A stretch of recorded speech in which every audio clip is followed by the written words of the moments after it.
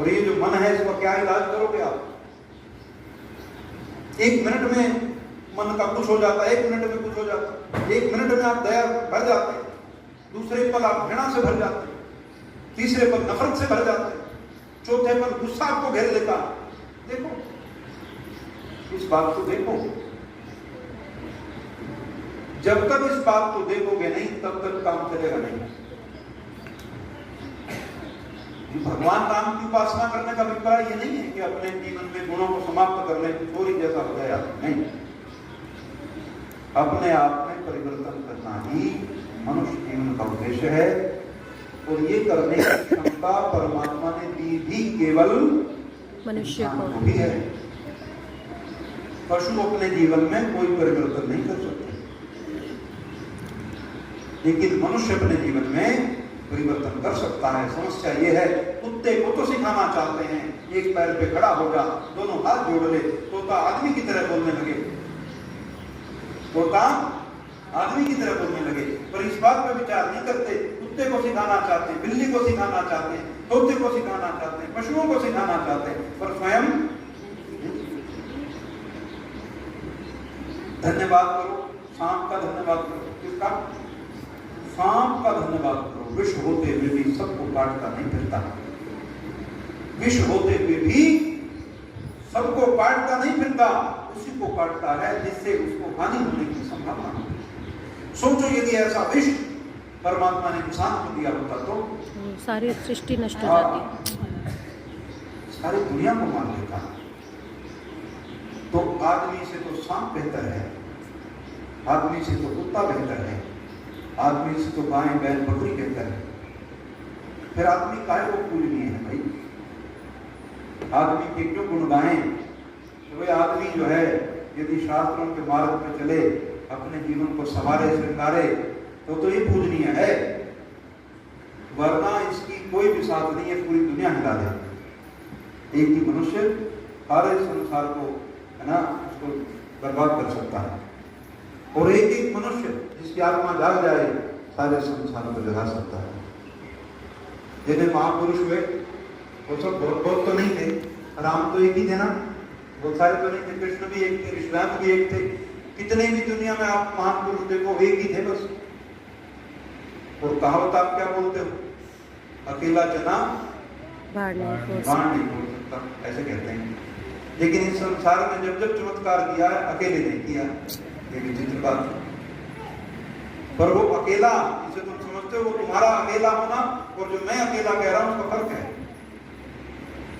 तुम्हारा अकेला जो है वो सांसारिक है और मेरा अकेला आध्यात्मिक है। जो आध्यात्मिक अकेला है वो संसार को बदलता है, सांसारिक अकेला तो पागल हो जाता है। अगर संसार में किसी व्यक्ति को अकेला कर दो, पागल हो जाए।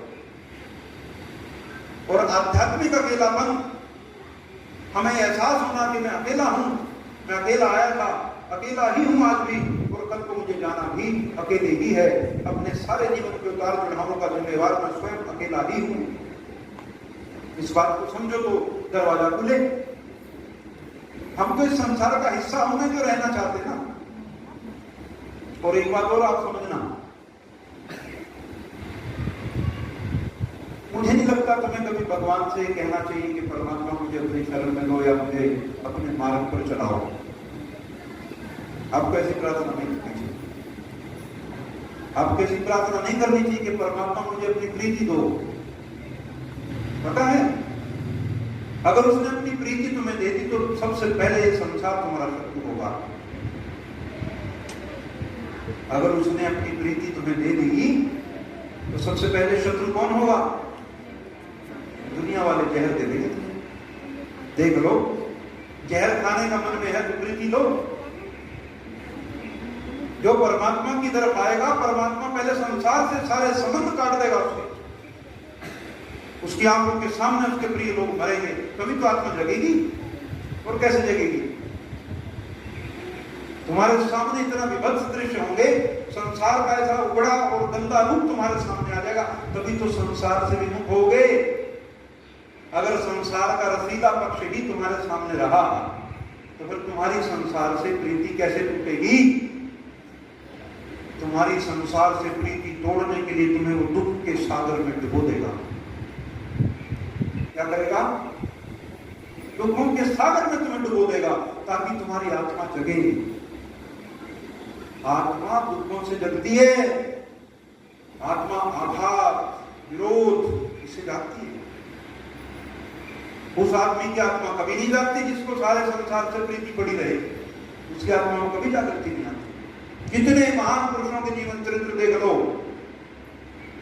परिवार में समस्या ऐसी ऐसी समस्या कि पूछो मत, समाज में ईंट पत्थर गाली, बुरे हाल, वर्षों वर्ष दुत्कार फटकार, ताकि ये समझ आ जाए कि जिस दुनिया में तुम घुस के रहना चाहते हो, जिसे तुम प्रीति करके रहना चाहते हो, यहाँ है नहीं कुछ, यहाँ कुछ नहीं है। और जहां है वहां तुम्हारा मन नहीं है। समस्या तो ये है। और ये जो मन है इसका क्या इलाज करोगे आप? एक मिनट में मन का कुछ हो जाता है, एक मिनट में कुछ हो जाता है, एक मिनट में आप दया भर जाते हैं, दूसरे पल आप घृणा से भर जाते हैं, तीसरे पल नफरत से भर जाते हैं, चौथे पल गुस्सा आपको घेर लेता है। देखो, इस बात को देखो। जब तक इस बात को देखोगे नहीं तब तक काम चलेगा नहीं। भगवान राम की उपासना करने का अभिप्राय ये नहीं है कि अपने जीवन में गुणों को समाप्त कर ले, चोरी जैसा हो गया, नहीं। अपने आप में परिवर्तन करना ही मनुष्य जीवन का उद्देश्य है। और ये करने की क्षमता परमात्मा ने दी भी केवल मनुष्य को भी है। पशु अपने जीवन में कोई परिवर्तन नहीं कर सकते, लेकिन मनुष्य अपने जीवन में परिवर्तन कर सकता है। समस्या ये है, कुत्ते को तो सिखाना चाहते हैं, एक पैर पे खड़ा हो जा, दोनों हाथ जोड़ ले, तोता आदमी की तरह बोलने लगे, तोता आदमी की तरह बोलने लगे, पर इस बात पर विचार नहीं करते। कुत्ते को सिखाना चाहते हैं, बिल्ली को सिखाना चाहते हैं, तोते को सिखाना चाहते हैं, पशुओं को सिखाना चाहते हैं, पर स्वयं धन्यवाद करो, सांप का धन्यवाद करो। किसका? सांप का धन्यवाद करो। विष होते हुए भी सबको काटता नहीं फिरता, विष होते हुए भी सबको काटता नहीं फिरता, उसी को काटता है जिससे उसको हानि होने की संभावना है।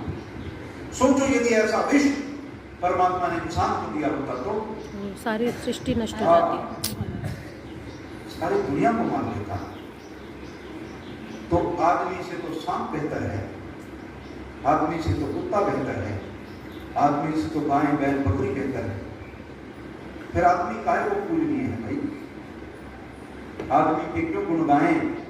तो वे आदमी जो है यदि शास्त्रों के मार्ग पर चले, अपने जीवन को संवारे श्रृंगारे, तो ये पूजनीय है, वरना इसकी कोई भी साथ नहीं है। पूरी दुनिया हिला दे। अपना सामंजस्य बिठा के रहोगे तो जी जाओगे, और राष्ट्र में चुप रहोगे तो बर्बाद हो जाओगे।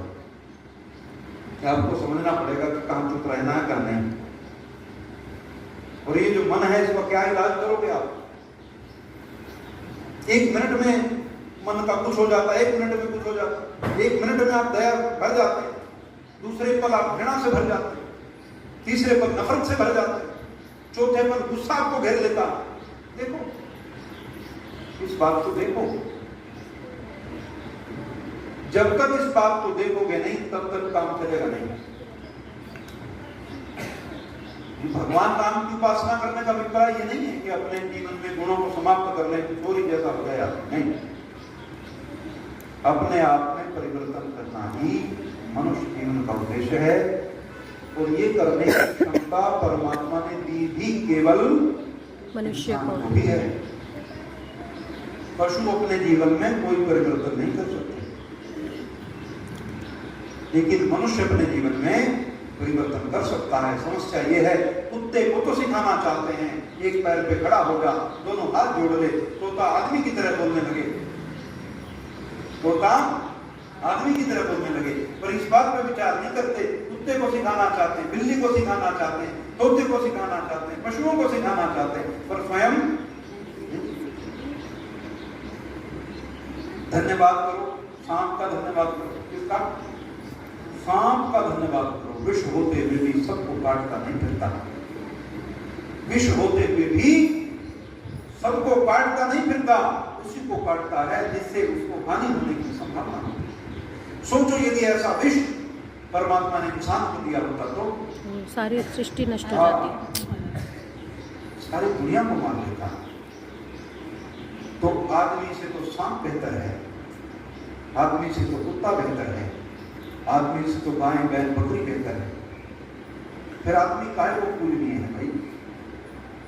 आदमी के क्यों गुण गाएं? तो वे आदमी जो है यदि शास्त्रों के मार्ग पर चले, अपने जीवन को संवारे श्रृंगारे, तो ये पूजनीय है, वरना इसकी कोई भी साथ नहीं है, पूरी दुनिया हिला दे। एक ही मनुष्य सारे संसार को, है ना, उसको बर्बाद कर सकता है। और एक एक मनुष्य जिसकी आत्मा जाग जाए सारे संसार को जगा सकता है। जिन्हें महापुरुष हुए वो सब बहुत तो नहीं थे, राम तो एक ही थे ना, बहुत सारे तो नहीं थे, कृष्ण भी एक थे, विश्वामित्र भी एक थे, कितने भी दुनिया में आप महान पुरुष देखो एक ही थे बस। और कहावत आप क्या बोलते हो? अकेला जना बाढ़ नहीं फोड़ सकता, ऐसे कहते हैं।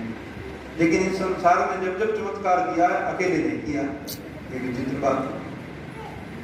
पर वो अकेला जिसे तुम समझते हो, वो तुम्हारा अकेला होना और जो मैं अकेला कह रहा हूं उसका फर्क है। तुम्हारा अकेला जो है वो सांसारिक है और मेरा अकेला आध्यात्मिक है। जो आध्यात्मिक अकेला है वो संसार को बदलता है, सांसारिक अकेला तो पागल हो जाता है। अगर संसार में किसी व्यक्ति को अकेला कर दो पागल हो जाए।